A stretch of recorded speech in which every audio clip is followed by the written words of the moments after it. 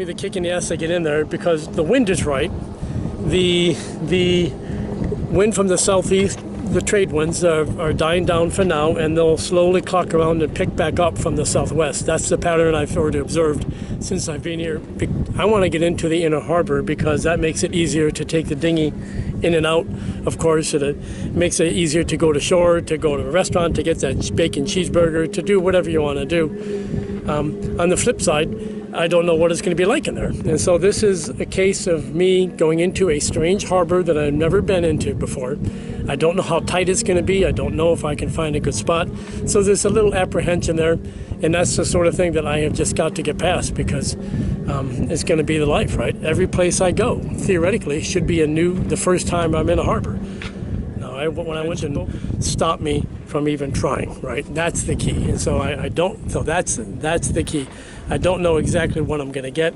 Let's go do it and find out.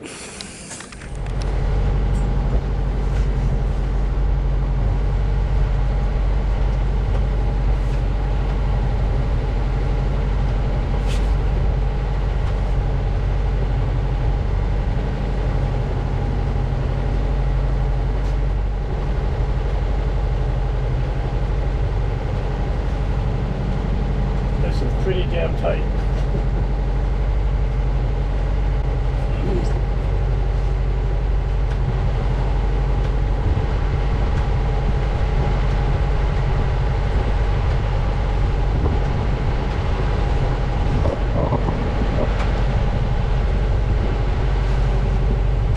Sunken houseboat.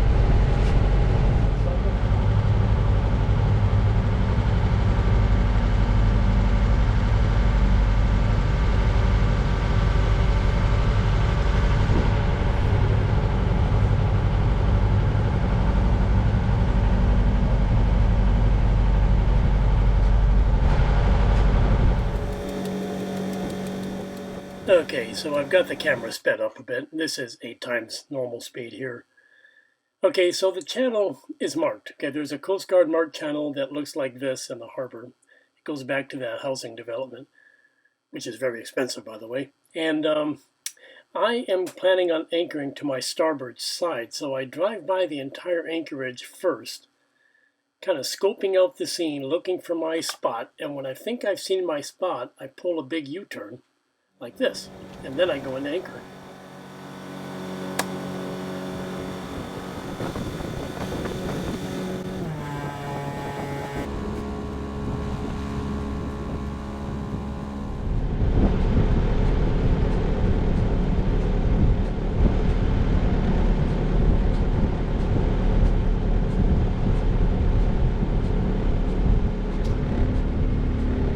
To my mind, this is a very tight anchorage, but I should point out that it's summertime and this is off season, and all the other folks in the anchorage are happy with my location. They're happy with the spacing I gave, but they tell me wait till the winter time, it'll be 3 times as crowded in the winter, so they say.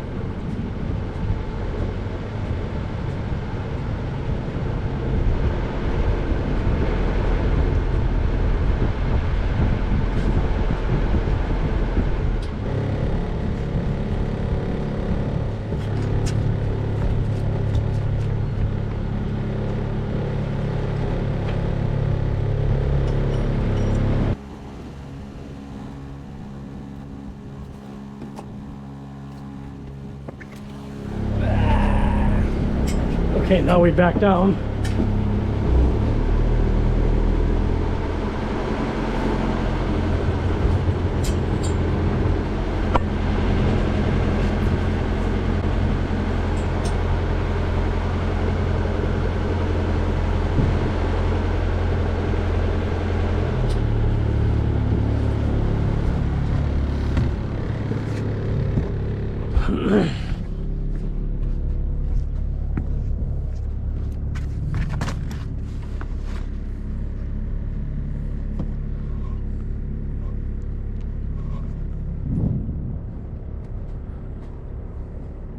So the anchor's over there. Whew. That's a tight anchorage, baby. Ah, freaking hot.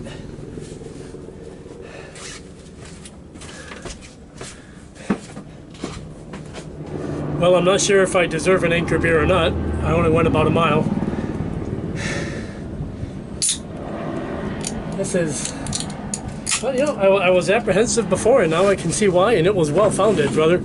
If you're used to anchoring like I did in Mexico, or in Boca Grande, or out in the middle of nowhere where I couldn't even see land and there's not a boat in sight, this is a little more nerve-wracking because there's just so many boats here. I mean, let's take a look. So, I think I'll finish this beer and then do some exploring. Liberty Call. Ah! Anchored boat, and no one died.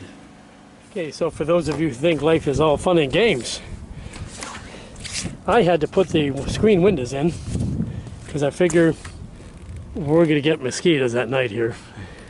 And then you got to be ready to take the screens in because I can see there might be rain later today. Then I had to take this out of the boat, the dinghy, take the bicycle out of the dinghy, take the fenders out of the dinghy. Then I have to move the boom to the port side, lift the dinghy out, put the dinghy in the water, put the dinghy on the back of the boat, put the motor on the dinghy, then put these baskets back in the dinghy, put my trash bags back in the dinghy, and then the life jackets in the dinghy. So if you think life is all fun and games, you're wrong, my friend. Anyway, let's get on it.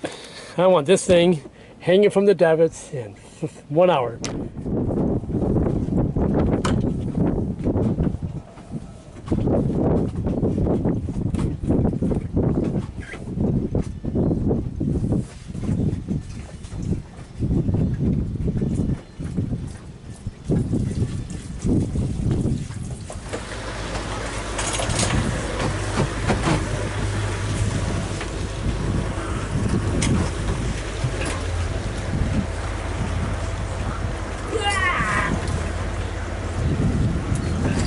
Okay, let's move in.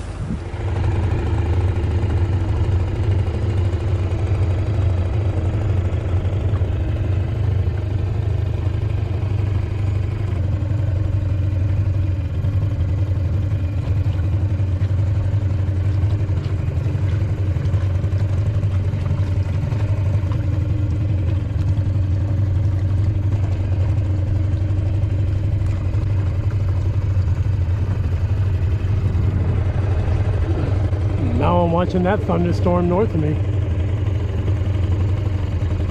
But I think probably be okay.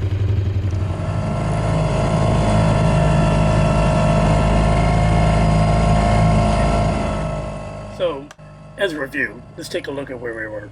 So that's Marathon right there. The first place I anchored was out here north of Marathon. Then I moved to Vaca Key outside.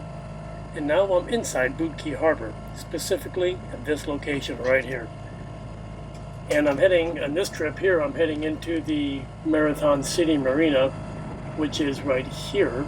And you can see I'm passing through a little channel that's informally marked that gets you through the grass field. That is sometimes awash at low water, but even dinghies will go aground here.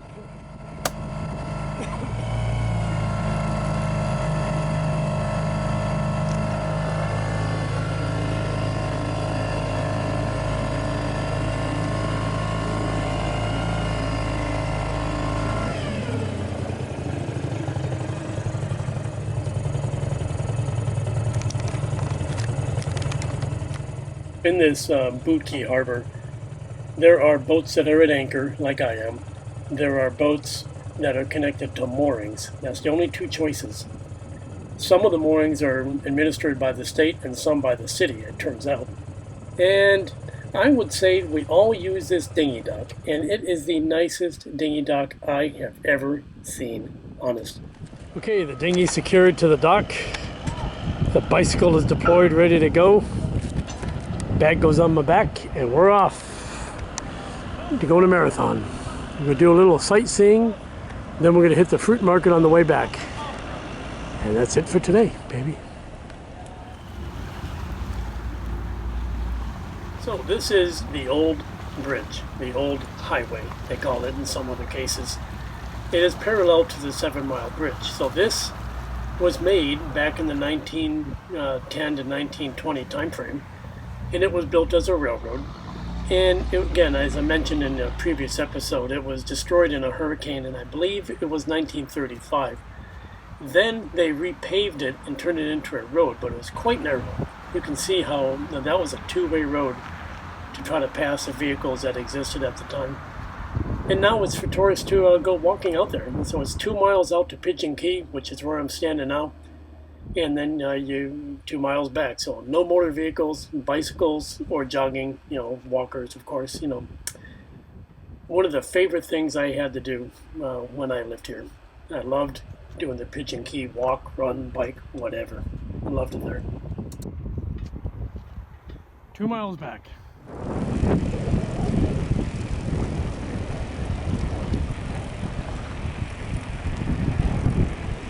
This is a typical neighborhood here in the Keys, except this turquoise house once belonged to me.